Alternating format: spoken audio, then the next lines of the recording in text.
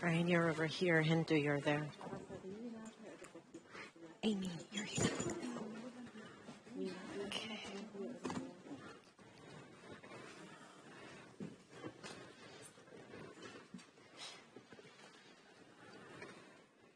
Okay. Good morning. Thank you for joining us for this incredibly important topic. Rising tides, sinking hopes, navigating climate-induced migration. Climate and migration are two issues that are political and becoming increasingly more so. Two issues that are inherently tied to security. Security of nations, security of communities, but often are not seen in that holistic approach. And what we're going to try to do with our conversation today is look at the various dimensions of migration and climate. Conflict and difficult circumstances will always lead people to find a better place to live. And if that can be in their own home countries, they become internally displaced. And if they have to cross borders, they often become refugees to seek safety. And so how do we deal with those increased changes that are going to be climate-induced as we see the inevitable change of climate? However, there are also areas that are becoming more inhabitable because of climate. There is also migration that is positive, which is needed in order to keep societies growing. So I think sometimes we think only of climate as being incredibly negative, and likewise for migration negative. And actually, we'll probably hear from Amy that the vast majority of migration is positive. So with that, I want to give the floor first for opening remarks from Niels Annan, who is Parliamentary State Secretary from the Ministry of Economic Cooperation and Development here in Germany, who will give us opening remarks. Please, the floor is yours. Yeah, thank you. Thank you all very much, and welcome to our town hall. I'm very happy that I can, if I may say so, inaugurate the second day of our town hall season, which we are very proud in our ministry to co-sponsor together with the Munich Security Conference. And I think that over the last years, we have been able to bring new perspectives. This is a security conference. It should be about security, but I think it's more and more clear that the topic that we are talking about today really has a security impact. And it is a harsh reality that climate change is affecting those who are already suffering the most. If you look at the regions that are affected, especially sub-Saharan Africa, but also the Pacific area, these regions are already struggling with numerous challenges. I think we do have to talk about conflict, but we have to talk about climate change and its impact as a multiplier of those aspects.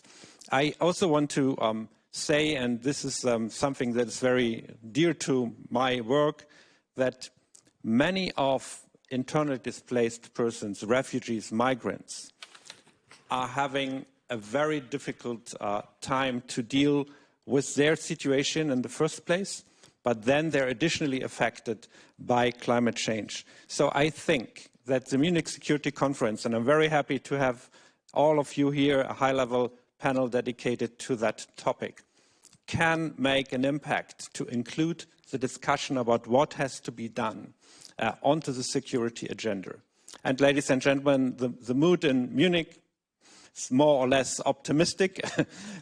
This year we have had already very tough discussions, but I think there's reason to be optimistic.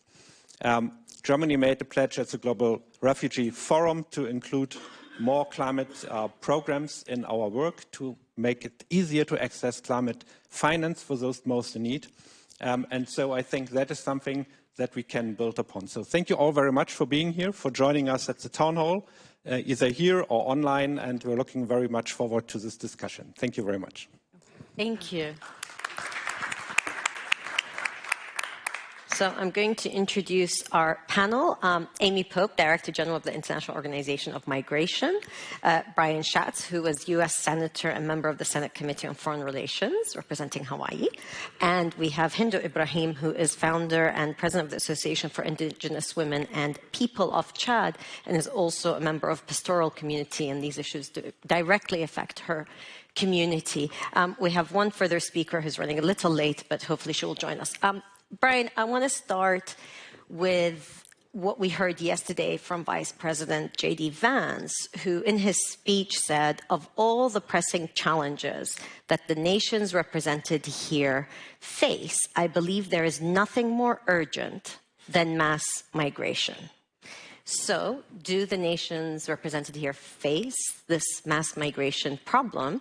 And what do you think the United States' position on this issue means for the rest of the world? Well, first of all, thank you for having me. I'm honored to be a part of this. The most pressing issue for the Munich Security Conference is the security of Europe. And there is an ongoing war in Ukraine. So for him to say that anything other than the war in Ukraine is the most pressing issue at the Munich Security Conference is to miss the point. That's number one. Number two is, it is true that war, famine, increased frequency and severity of natural disasters, floods, wildfires, droughts, are causing the kinds of harms that are causing people to try to find a better life somewhere else. And Europe, just like any other place, is having to contend with how to humanely and intelligently absorb those people into those communities legally. Now, those are all legitimate questions about how we manage this increasing pace of change. But let's be really clear, when they say migration, they mean something else.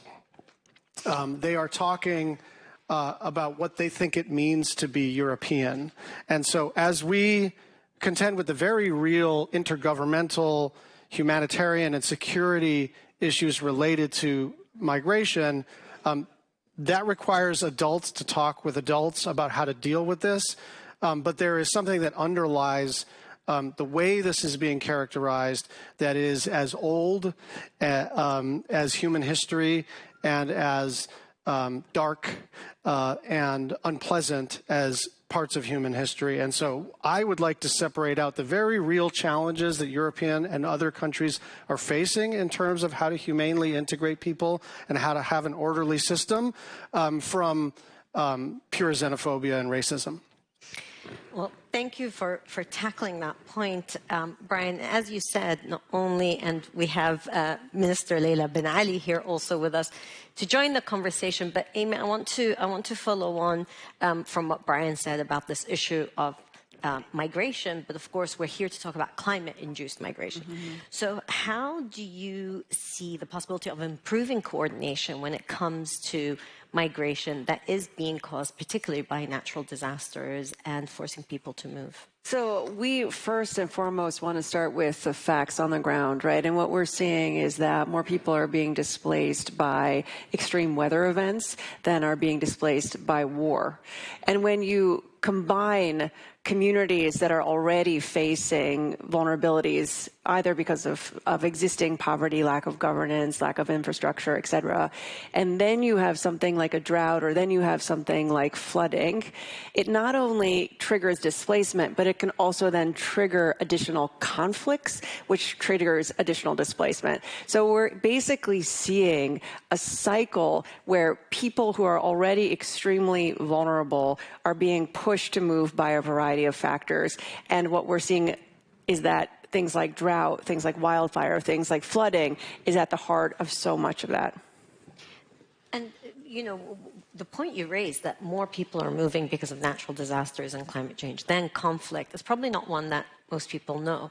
Having said that, I mean, here in Germany, and Brian, you were alluding to the war in Ukraine. Here in Germany, a third of refugees are actually Ukrainians who have had to move because of the war in Ukraine. And we see this, of course, in our part of the world, in the Middle East and in the Sahel and in Africa and so forth.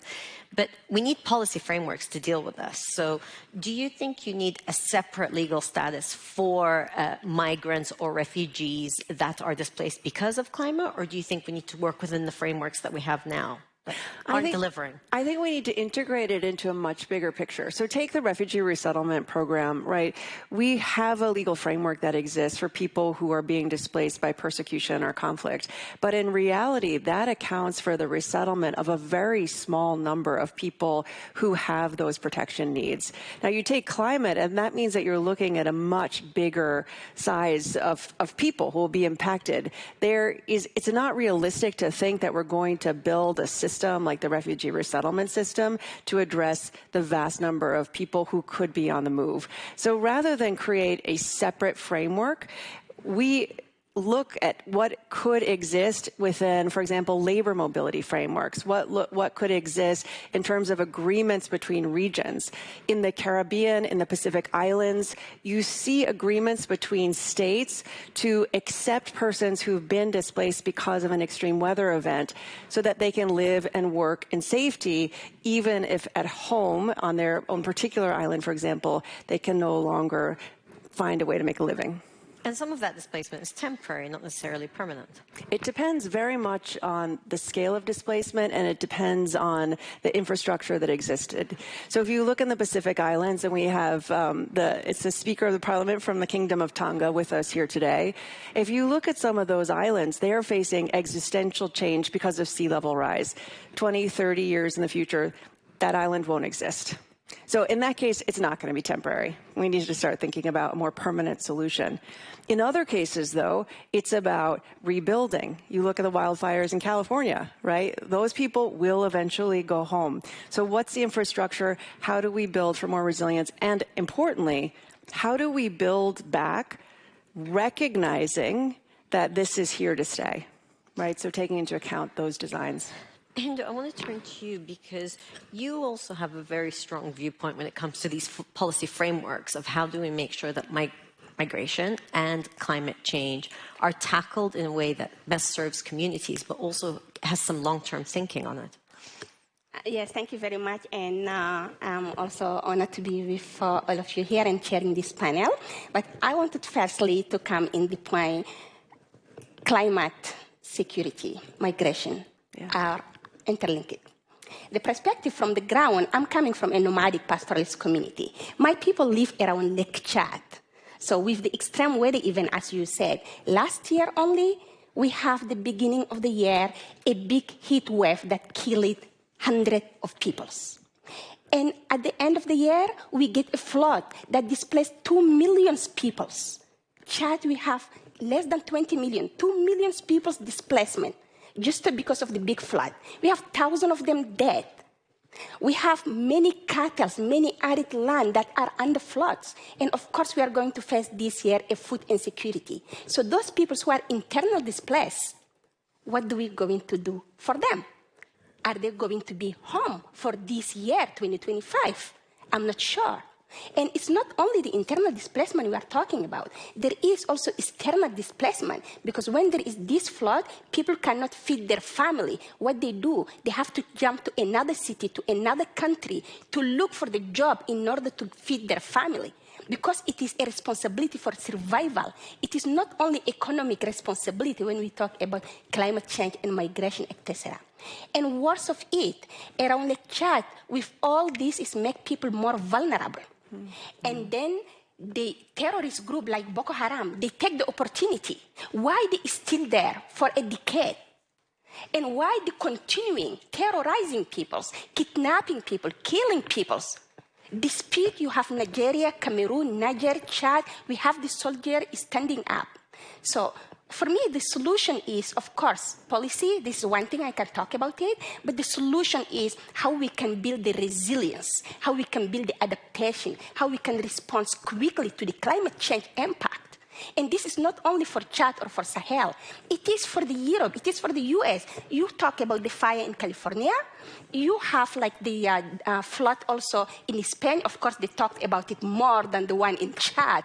Even it's smaller than the one in Chad. It's not about talking in the media. It's about action. We need collective action for the climate change. We need to end the fossil fuel. it's damaging all of us. We need to invest on climate finance, as you said. How much that is going to the climate finance? Look at how much the world is investing when we talk about the security. Billions is coming like this outside like peanut. When we talk about AI last week in Paris, billions are coming like this to invest. But when we talk about climate, 1% is going to the climate.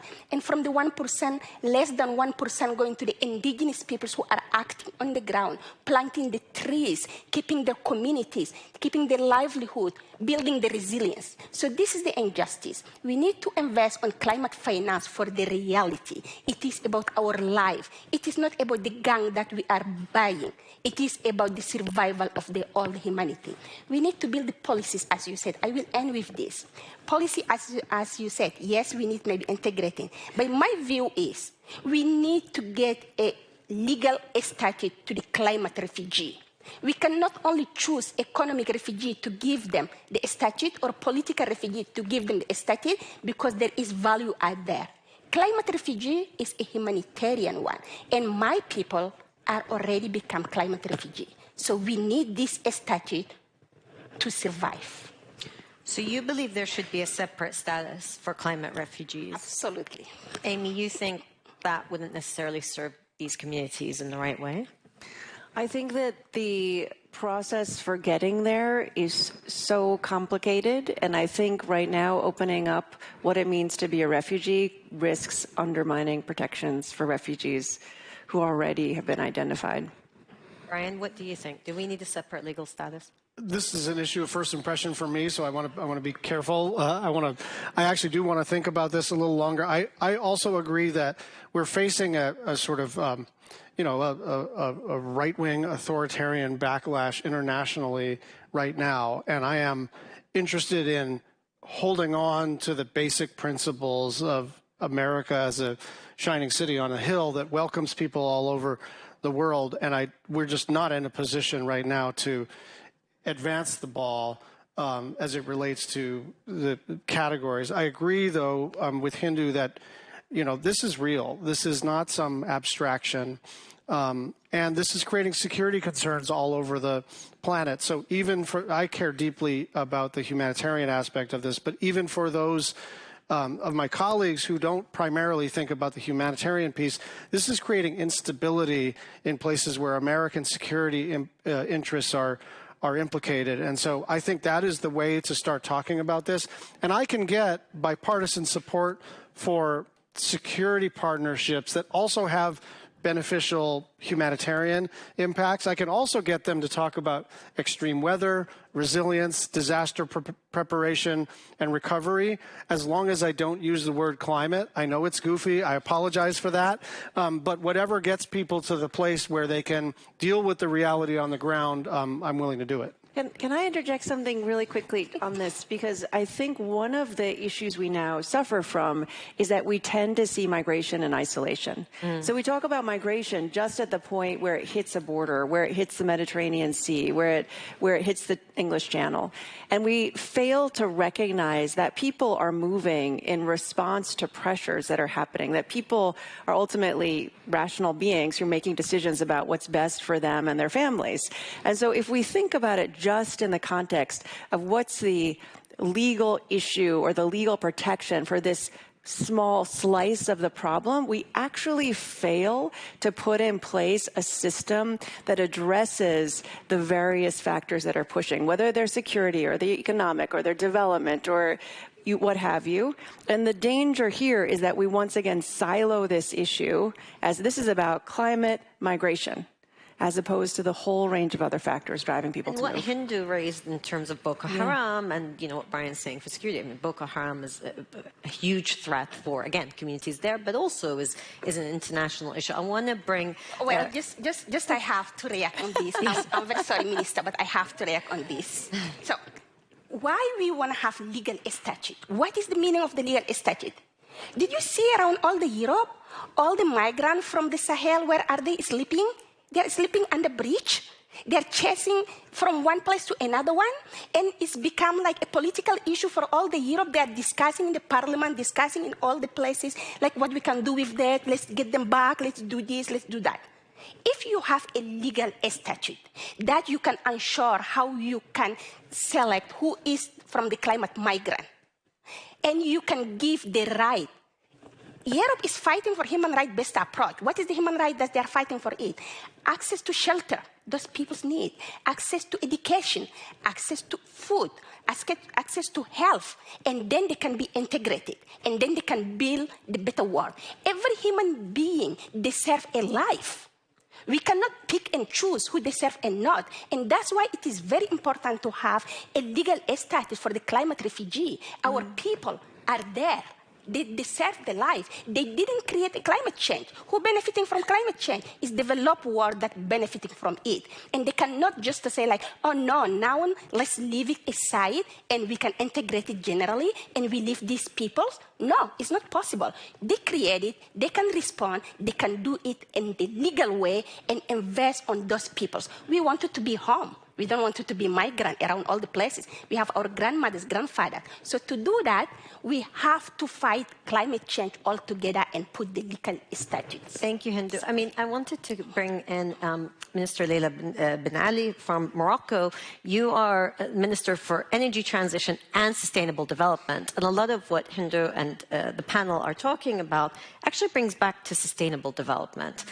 We are less than 5 years away from the SDG marker, and migration cuts across all these issues, but really so does climate when we talk about access to finance, inequity, and so forth.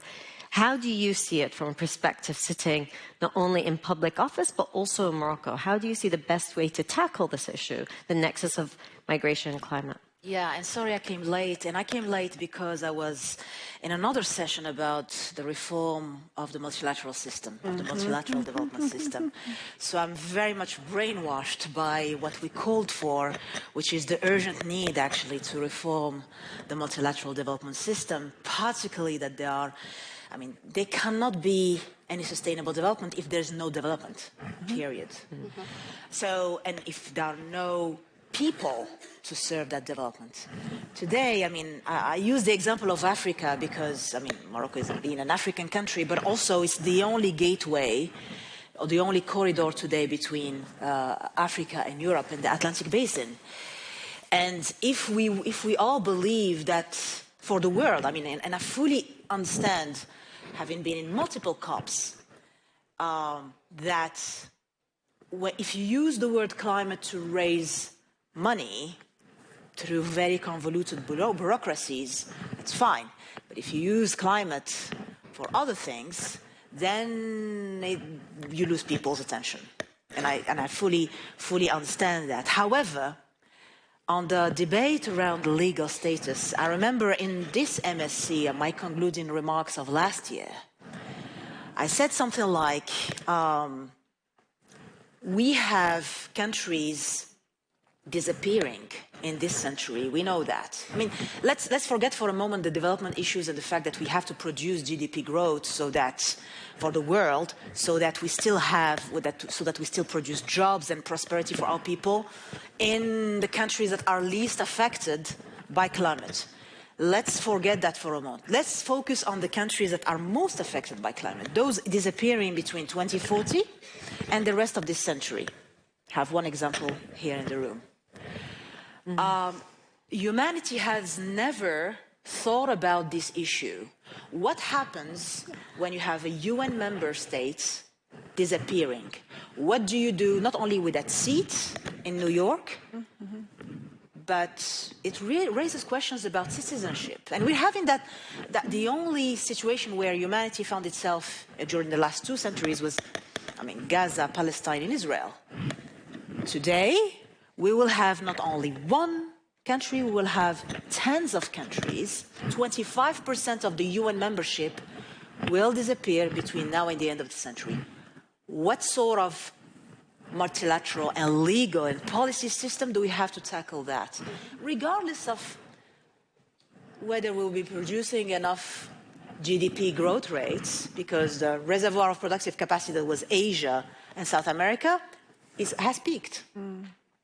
Last reservoir being Africa. Some of those countries will disappear, the small island states.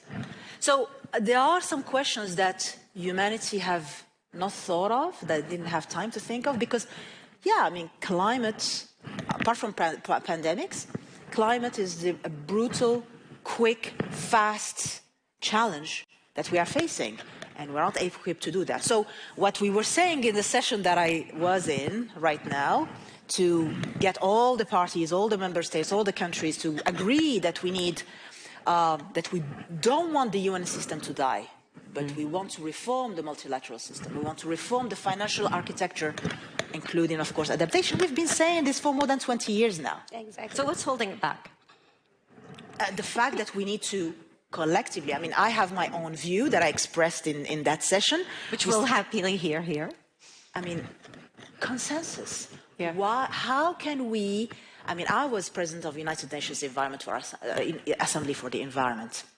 Environmental issues that are very much interlinked with climate and a few other issues that are very universal.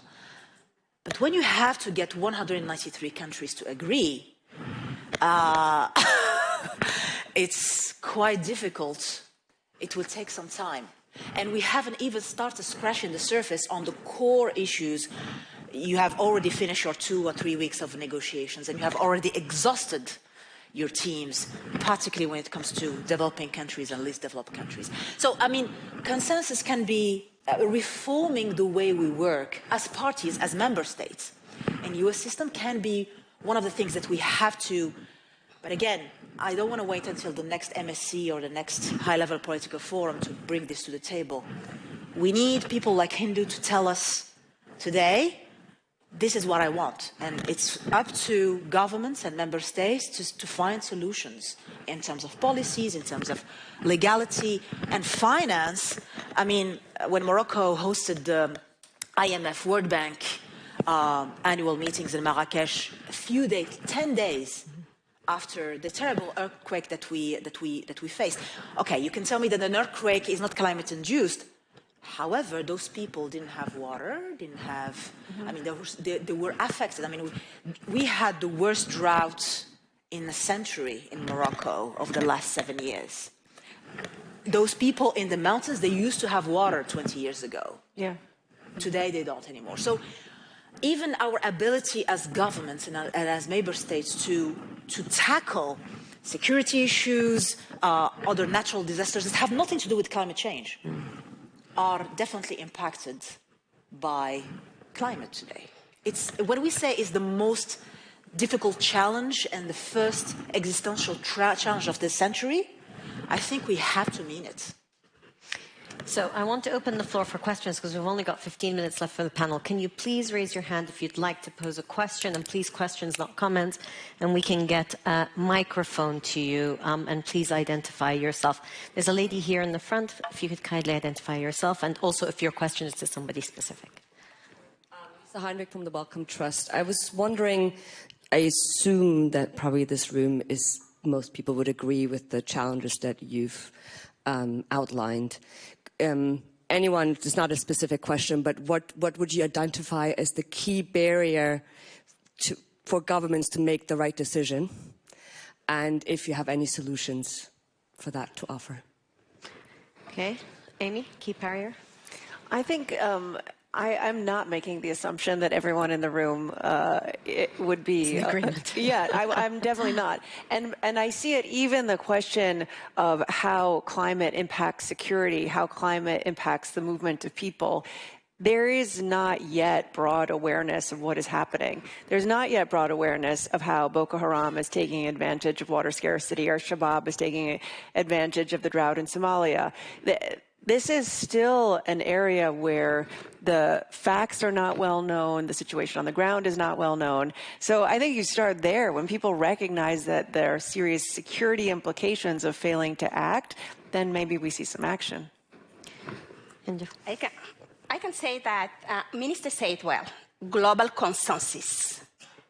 They don't want to have it. Yeah. I told you, the money is there and we know it. Why they cannot invest on climate? Why they are continuing investing in the subsidy? They have to move from the subsidy to invest in the right thing. And Minister, you are Minister for Energy. Now the new world is coming again, critical minerals for the just transition. we are moving to the first solution. We don't have a legal way that can limit the extractions of the mineral to do all the AI we want, to do all the critical minerals for the clean energy that we want. And we don't have a human right-based approach that cannot steal our indigenous land where we have the mineral, that can protect the high-spot biodiversity where we have the mineral to protect the humanity. So we need this global consensus from the government to come together and say, here is the limit and here what we want, how we can protect the humanity together. So this is really lacking, and they do not trust the people. This is the thing. They have to trust the civil society and listen to us. We have been keeping telling them, 10 years of climate negotiation and biodiversity, where are we? Increasing all the emissions. And finally, they have also to collaborate with the private sector. Because what the private sector are saying and doing and what the politicians are saying are doing are completely different. And this is not right. The global north have all the private sector that are extracting from the global south. And then put a human right approach to the global north, like you cannot do this, is violating the human right. But if you do that outside of the continent, they don't care. So we cannot do that. We have to do a global human right approach to all the countries together, global consensus. Minister, how can we make sure that the energy transition and the energy requirements for this age of AI that we live in takes these issues into account? Yeah, I'm Minister of Energy, also Minister of Mining.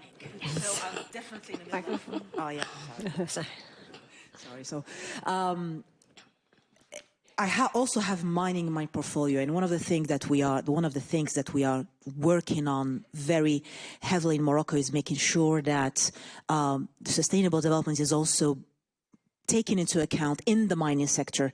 And for example, we have artisanal miners in Morocco, and we are really trying to ensure that those artisanal miners, particularly in the poorest areas of the country, are, and also sometimes also affected by conflicts, regional conflicts and all that, are embarked in this transition.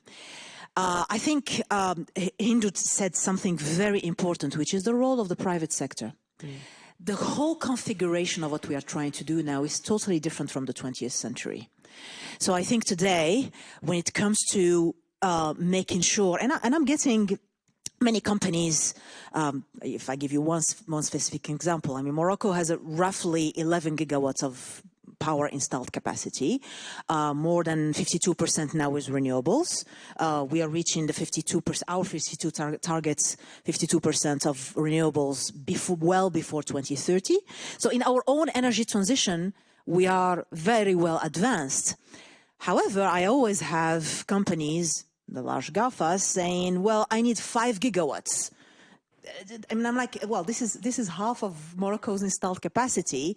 And plus, like other countries, we have underinvested in grids. So I don't want to bore you with the details of some of the things that are happening in the energy sector, but the electricity industry woke up today saying, oh my God, we forgot to invest in grids.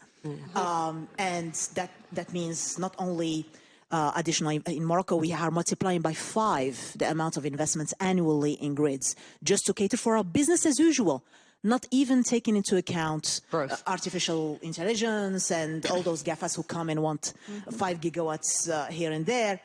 Just for business as usual, we have to multiply our pace by 5. So, and that means more copper, more minerals and metals that are required. I'm not even talking, I haven't even started scratching the surface on the batteries segment. When you look at the requirements for lithium, for cobalt, between now and 2030, you are multiplying by 400%, 500%, 300%, any mineral that you touch. So we cannot do that without advocating for two things and financing two things. Making sure that the informal sector in the mining industry at the global level, but particularly in those countries that have good, at least average good or excellent resources, and making sure that the human resources that are employed formally and informally are being taken care of properly, otherwise you will have another type of migration. And the second thing is circular economy. Everything we use, we have to be serious about circular economy. And by being serious with circular economy, we can only do that by putting premiums, financing, putting a price on the value of our waste. So we're trying to do all that at our level, and that's why I mentioned Africa, because when we look at how today Morocco is really becoming this land of reconciliation between all these different tensions, including geopolitical tensions, by the way. So we are investing heavily in research and development, in circular economy, in our own sustainable development path, making sure that the fiscal system and the financing system is following this. But at the same time, we cannot do it alone. We cannot be the only last man standing in between two continents, by the way. We are the only corridor today between Africa and Europe, but we cannot be the last man pushing for the reform of the multilateral system and saying that we don't want the UN to die, believing in the reform of the multilateral system, making sure that sustainable development is taken seriously. So today we have a concept, and I'll finish on that, just to answer Hindu's question. Our vision for Morocco being the only corridor between Africa, Europe, and the Atlantic Basin is an OTC corridor. And I always say OTC does not mean over the counter, because we're done with that. It means originate, transit, and certify. It means that any electron, any molecule, any mining product, any product originating, transiting through Morocco, and being certified in Morocco is sustainable and green in the wider sense. For us, sustainable does not only mean fully green in a fancy sense. It also means that there's no child labor, no slavery, no forced migration induced by climate or other things. So that we have that embedded The responsibility in our DNA and in our vision. Thank you very much. And again, it shows how interconnected all these issues are. I know we have one more question here. And if I can please ask you guys to keep the answers a bit shorter, so we'll try to get one more. It's less of a question, more of like an idea. Hello, everyone. My name is Karma Ekmekshi. I'm from Lebanon. I'm a peace and security practitioner. I'm also a mediator. Diplopreneurship. For a while now, I've been mulling over this idea, this notion. And 2 weeks ago, I was at this high-level panel in Doha, and it was the first time that I had enough thinking done over it to mention it. It's a notion triggered by assessing many of the conflicts around us, the debate on whether international human rights, as you said, is still a useful standing framework or not, the evolving transactional nature of international relations, and the global leadership and the role of the private sector in crafting foreign policy. And this is why I thought of mentioning this, because you mentioned the private sector. I define diplopreneurship as the intersection of the mediation world, the private sector, and the political and diplomatic elite who are willing to come together and think out of the box to find innovative solutions to complex challenges in conflict and post-conflict settings. Daring approaches like monetizing peace, and I want to hammer this point. I know many eyebrows were raised when I say this, but the dollar or the euro speaks.